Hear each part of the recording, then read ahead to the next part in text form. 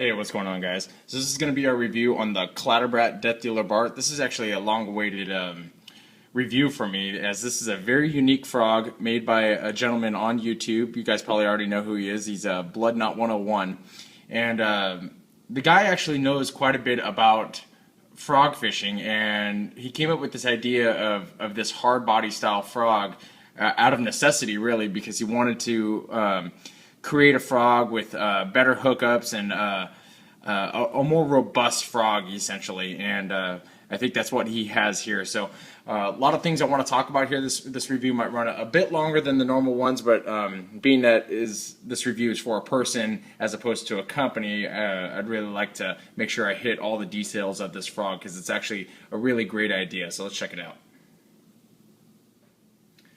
Okay, guys, so the Clatterbrat Death Dealer Bart. For now, it comes in one size. It's approximately 2 3/4 inch frog, and it's about a half an ounce according to the website. And it's a topwater hard body style frog, and it's a floating frog, obviously, because it's a topwater frog. If you go onto the website, they have standard Barts and then they have special Barts. The standard Barts are pretty much just standard colors, like the two colors that we have here in the Death Dealer Bone and the Death Dealer Black.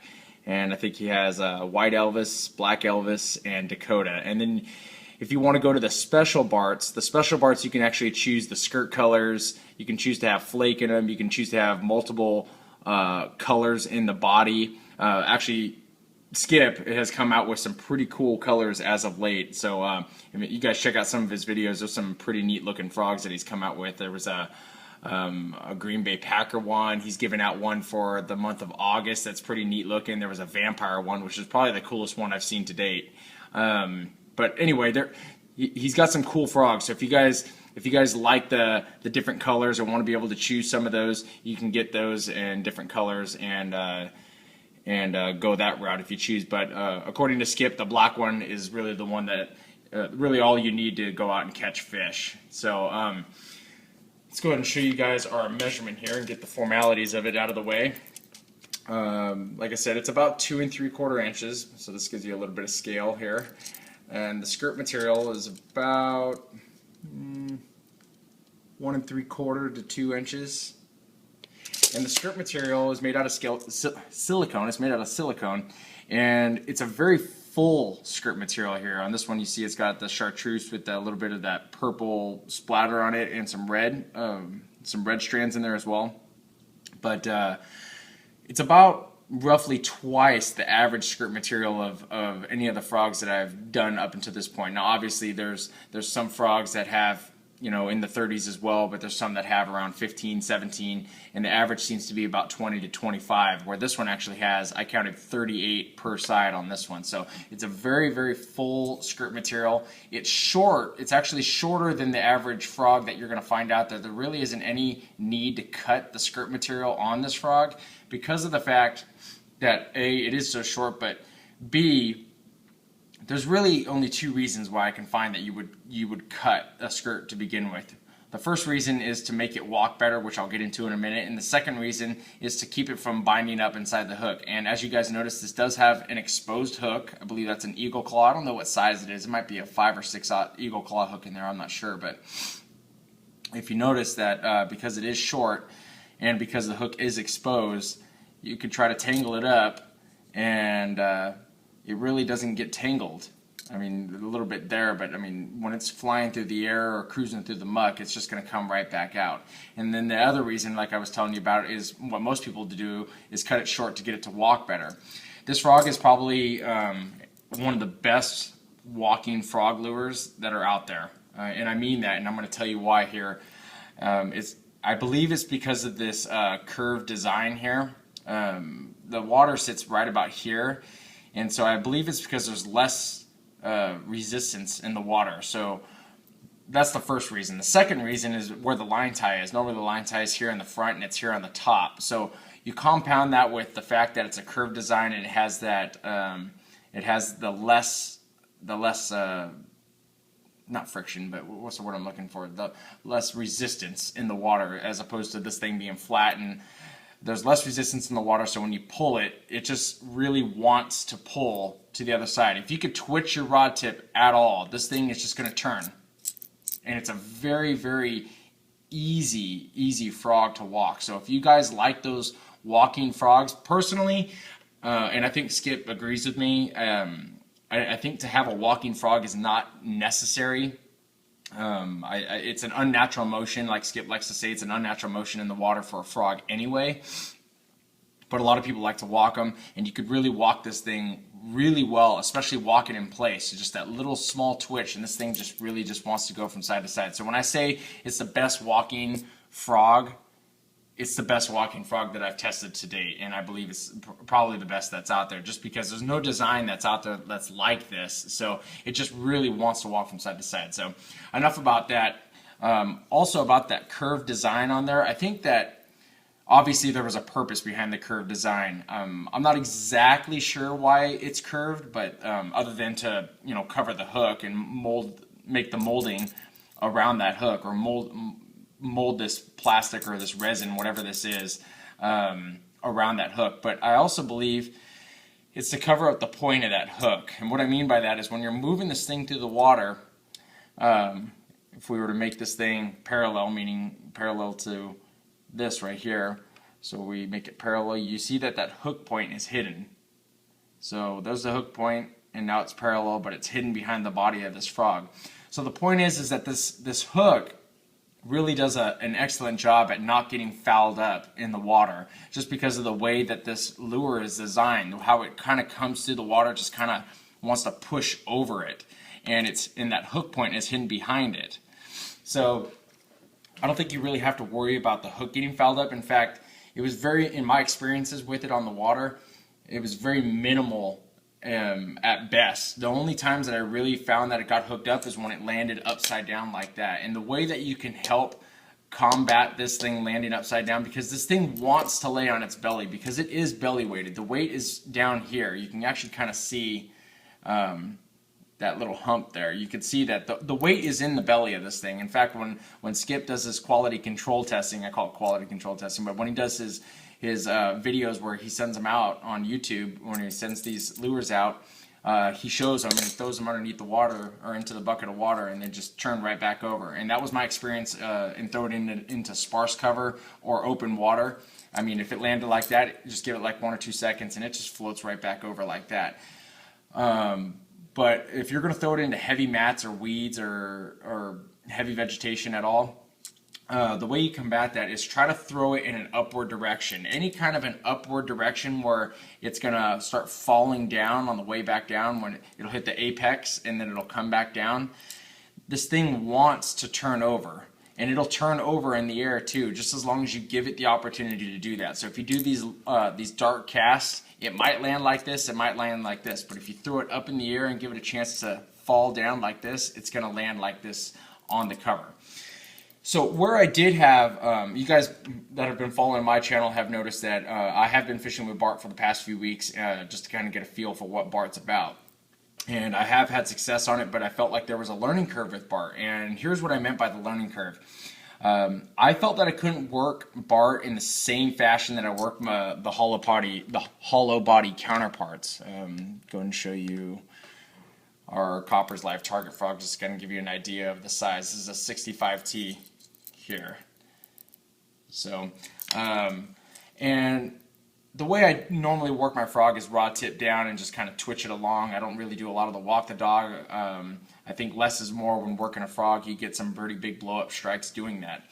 So when I worked this frog, when I first started doing that, I was working it in the same fashion, and Skip told me throw it in the heaviest stuff that I could find, and I did. And the problem that I was coming on with is when you work this frog, or when I was working this frog, it kind of wants to bob like this, and when it would bob underwater, and then it would get a little bit of vegetation and debris around this line tie here. You have the line going straight out like that, and that would just kind of collect and accumulate around that line tie there, and I'd have to bring it back in, take it off, no big deal. But what I found was making sure to keep my rod tip up in the air when working it.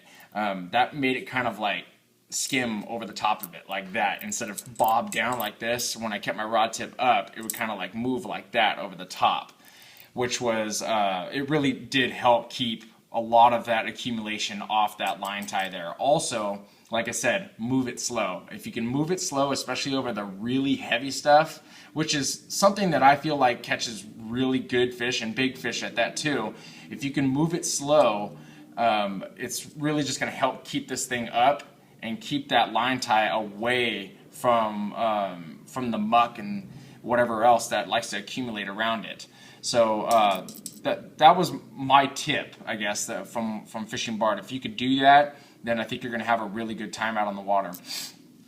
The other thing that I found about Bart, which was probably the key, I guess, to working Bart, was I'm sorry, you guys, I'm getting over a cold here, so that's why I'm got a little bit of sniffling going on. But anyway, the key that I found to working this lure was to exploit the rattle that's in this. This has a fantastic rattle, and I mean it, you guys. This is probably this is the best rattle inside of a frog, and it's just like the walking. There's a reason behind it. This, like I said before, I believe it's some kind of a resin, whatever it is. He pours it inside of a mold, and then it hardens up probably within 5 or 10 seconds, whatever it is. I don't know, but the point is that he pours it in there, and the rattle is inside of it. So that material that he pours in there just molds around it, and you get more surface contact around that rattle, and so it's going to resonate through the entire body, as opposed to the rattle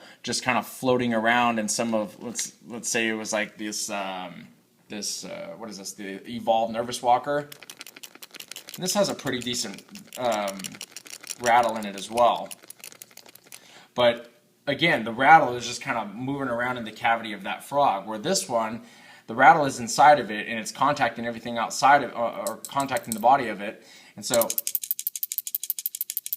it's just it's really obnoxious, I guess, to the bass. And when I learned to exploit that, meaning when I learned to just pull this and try to get it to pop like that and make that rattle go off, I really did get some of the biggest strikes that I've had all summer. Unfortunately, I didn't get them all on film, but I did really get some of the biggest strikes I've had. I had this thing flying out in the air when I was setting the hook too hard, which I'll get into in a minute. But I had this thing flying up in the air from the bass coming up from the bottom and not getting it after I set the hook, and this thing go flying about 3 feet up in the air. I mean, it was just some very cool acrobatics coming from the bass, and I 100% believe it's that rattle, because when I learned to do that, I got some great strikes. So that's my advice about it. My other piece of advice is, because this is an exposed hook, I think you could probably get away with using a lesser rod. In all of my frog reviews, I told you guys I was just going to use my Powell Endurance 725 frog rod, and as well as that rod worked, I think I probably could have got away with a lesser power rod, like my 714 rod would have probably did it just fine, still with the 50-pound braid. But because of that hook being exposed, when they grab onto this lure, they're going to get that hook. And I actually found it counterproductive when I went and I set the hook extremely hard like I did on any of my other frog lures, because it almost just seemed like I was ripping it out of their mouth. And when I did get the fish, it almost seemed like I was just ripping up the fish, because the hook was set. Like when they grabbed that lure, it was set. So you got to kind of train yourself. This is my opinion, you guys. Train yourself to kind of just do like almost like a crankbait hook set, where you kind of just do like a sweeping from the side hook set, because if they grab this and they've got it down below, they've got it, and they're gonna have that hook. If they've got the body of this frog at all, they've got that hook. So it's not going to take much of a hook set, because that is a sharp hook. I mean, it's made to be sharp, obviously, but it's exposed, so they're going to get it. So that's just my 2 cents about it. Hang on 1 second, guys. I'm going to get the phone. Sorry about that, guys. Normally I remember to take the phone off the hook. But anyway, like I was saying, I don't think that you need a gigantic rod. I mean, obviously, if you're going to fish it in heavy cover, and you need to be able to have the power of that rod to drag out the fish and all the debris and muck and whatever else that's going to come with it, then obviously I would promote getting that 5-power rod. But if you're going to fish it in I guess sparse cover or something like that, and because this frog, you don't really need that hook setting power, like I already said. So you could probably get away with using that lesser rod. In my collection, it would be like the 764 or the 714. Most of you guys, it would be whatever your jig rod, which is probably some kind of a medium heavy or something like that. In fact, I think that's what Skip actually advises, that people use a medium heavy with some kind of a fast tip and a 50 or 65 pound braid.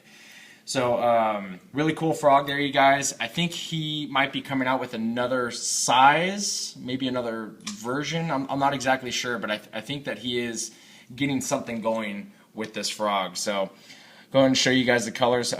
We felt like it was necessary to show you the flagship colors. As Skip puts it, the flagship colors that he has with the bone.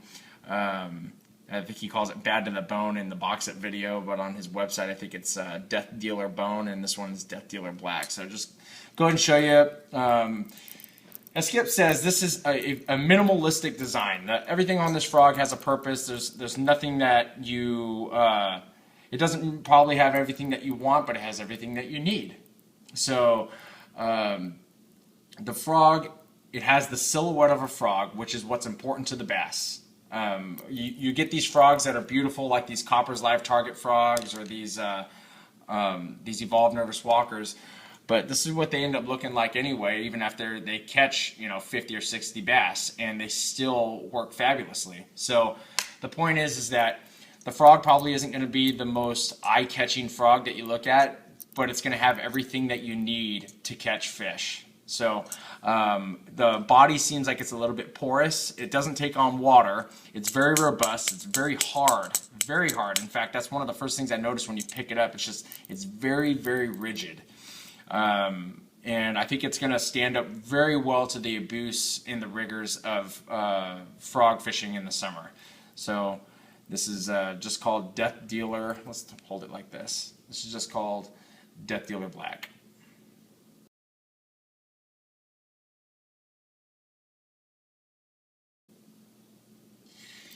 And this other color here is called Death Dealer Bone. Got a little bit of mud and dirt on it still. Try to brush it off, but like I said, it is a little bit porous, but it's not that big of a deal. You can see the coffin shape. The body of it is a coffin shape, but you can see the coffin here. I think it says Clatterbrat, and then probably has some kind of a copyright, February 5th, 2012 on there, I think is what that says. So, but this is just Death Dealer Bone.